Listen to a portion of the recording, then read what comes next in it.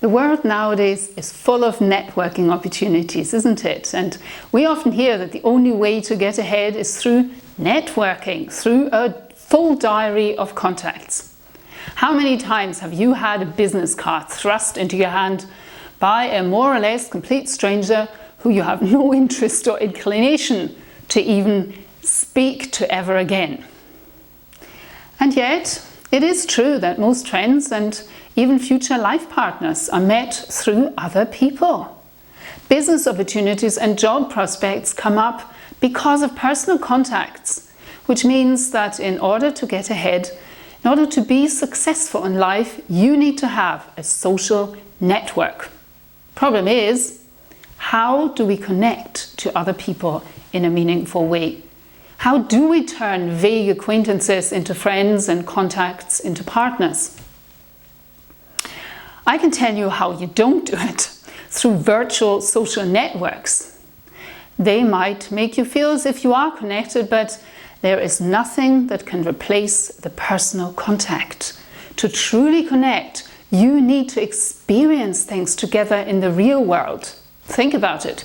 Your best friends, your family, are who you have gone through thick and thin with.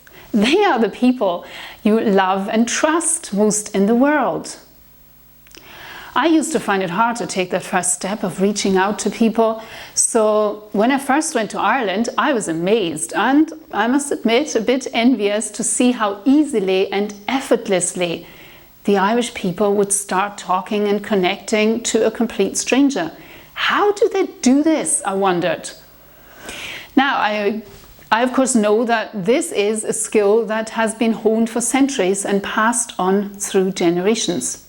In fact, it is a secret knowledge that not even most Irish people are consciously aware of, that they have it. The good thing is that once you know this secret knowledge, anybody can learn it. I found out about it because I spent many years researching Celtic culture, in particular ancient Irish culture. So if you are interested in hearing what this secret knowledge is, if you want to know how you also can start developing this special gift of truly connecting to other people, keep listening. And let me take you back over 1,000 years to see how the ancient Irish networked. At that time, Ireland consisted of many small kingdoms. Each kingdom was essentially a tribal group where everybody was connected with the other by blood. Of course, not much has changed there. If one Irish person nowadays meets another Irish person anywhere in the world, they very quickly get onto finding out exactly how they are related. And they usually are. And this way they create an immediate bond with a complete stranger. In other words, they build a bridge between them and any other Irish person they meet. Okay, I admit, this is of course much easier to relate, and it is much easier to relate to someone you are actually related to. But there is much more to it than that, and while blood, I admit, is a powerful natural connection, the ancient Irish knew better than to rely solely on blood relatives for allies. And that is why Irish people also find it easy to chat with anybody, even if they're not related to them. But back to the past, where lasting relationships were forged by using two massively powerful methods. The first happened already in early childhood. See, the ancient Irish realized that for a leader to be successful, he would need a base of consistently loyal people. People who he could trust with his own life, who would have his back at all time, people who would come to his aid without fail.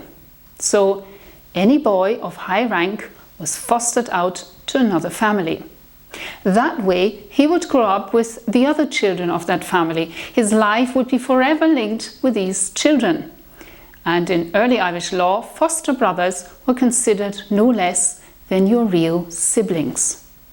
That is because the Irish knew that there were two ways to feel a true connection with people: to be related by blood and to experience life together, laugh, fight, be afraid, be joyous together.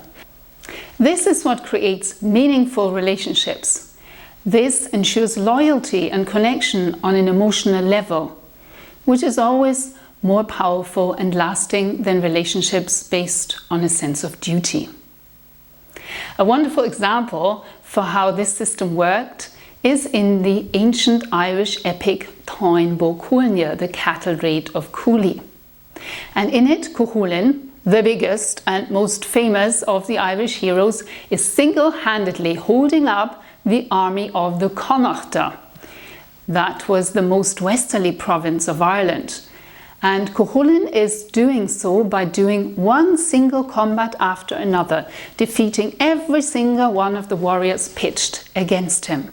In the end, the Queen of Connacht, Medivh, orders Cuchulainn's foster brother, Fer Dias, to fight Cuchulainn. Fer Dias refuses again, but he is no match to Medivh's cunningness. The fight that ensues is long, it is horrible, and equally matched, since the two warriors know each other so well. But in the end, Fer Dias loses, but only just, and Cuchulainn carries his foster brother back to the territory of the Ulstermen, where Fer Dias dies in his arms, both men crying. The second very effective and powerful method for forging lasting relationships was that if you wanted to travel in ancient Ireland, in fact, when you were leaving your tribal kingdom, outside this kingdom, you were essentially an outlaw, and you could be killed without punishment, unless you did the following. You teamed up at the border with someone of equal rank to yourself. This person would then be staying with you at all times, and that person would be responsible for you and your safety during your visit.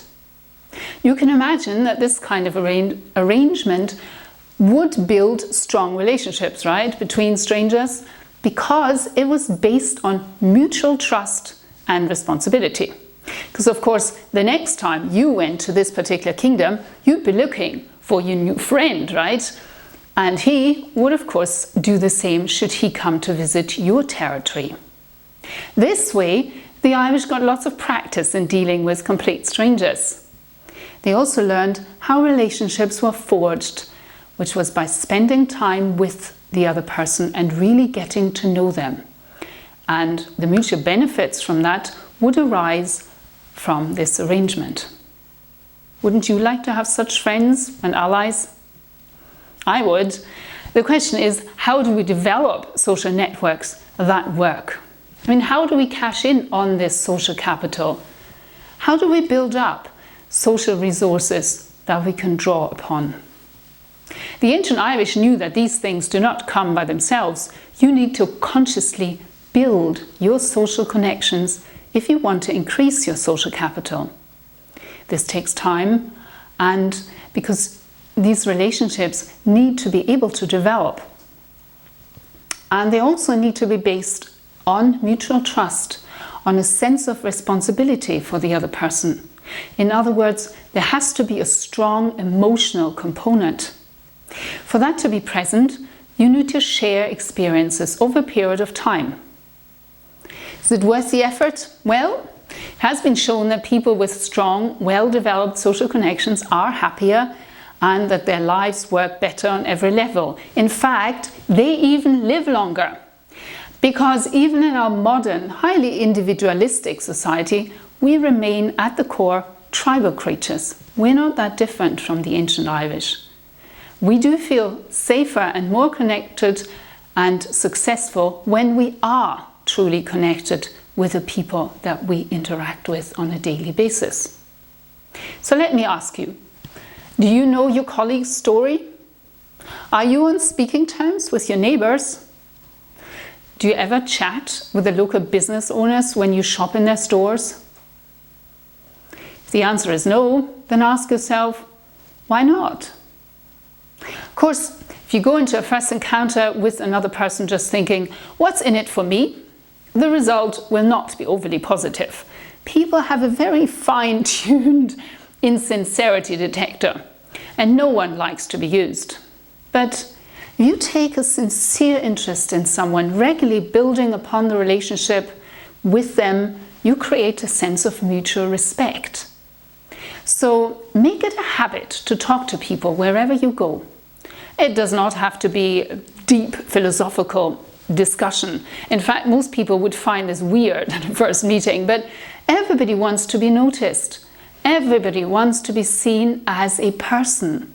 Do this, and you end up actually connecting with people, not just a bunch of names on a business card. You know, I know this can be difficult, and particularly when you're doing it at first, and if you're not chatty by nature, but I promise you, with practice, it will become easier to make that first move. So back to the modern Irish people, the masters of networking. From them, I learned the simple trick that you can try out for yourself next time you are in brief contact with a complete stranger. So something that expands, do something that slightly expands on the normal interaction you might have with that person in that situation. Let's say you are on the phone. You might start off the call by asking them, "How are you?" But implying in your tone that you are actually interested in the answer. You'll be surprised at the positive reaction of that person on the other end of the line. If the other person is a work colleague you don't normally speak to, or a shop assistant, you could decide to exchange a couple of short sentences on completely irrelevant topics. You might say something like, "Rather hot today, isn't it?" Then adding, "But it's nice and cool in here." You might also compliment the other person on something minor, like, "You have a really nice pair of earrings," or "That's an interesting tie you're wearing." Or comment on the way they just handled the disgruntled customer in the line in front of you.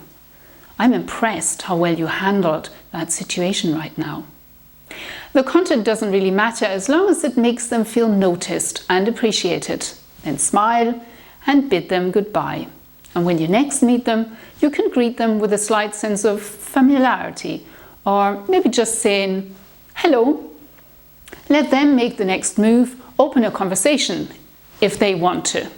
But don't be pushy, because not everyone is going to want to be your friend, at least not immediately. Now finally, the real secret to get people to open up to you is by sharing something about yourself. You might say, "This weather really knocks me out. I haven't slept in days." See, that way you invite the other person to share something about themselves in turn. They might commiserate or say that they have the same problem, or their spouse has, or their child. And bingo, you have made your first emotional connection. This might sound easy, even too easy. But don't knock it until you tried it, because this is the light touch in opening conversations. This is what is actually really difficult to do for many of us. It certainly was for me at first. But living amongst the masters of networking, the Irish, for years has taught me much in that respect. And now I find it that I myself find it much easier connecting with people wherever I go, and my life has become much better for it. I feel linked in, and believe me, help has come from unusual places because of that. I know this kind of conversation can be tough to gauge at first, particularly if you're not used to small talk, but push ahead with it and you will get better at it. This is Celtic success secret number 2. Don't network, connect. Apply it, and eventually your diary will be full of numbers and cards from real contacts. These will be people you actually know, people you are really connected to because you know something about them, because you've experienced things with them, you've spent some time with them. And this is how you end up with people who can and will help you, and people who actually want to do business with you because they know and trust you.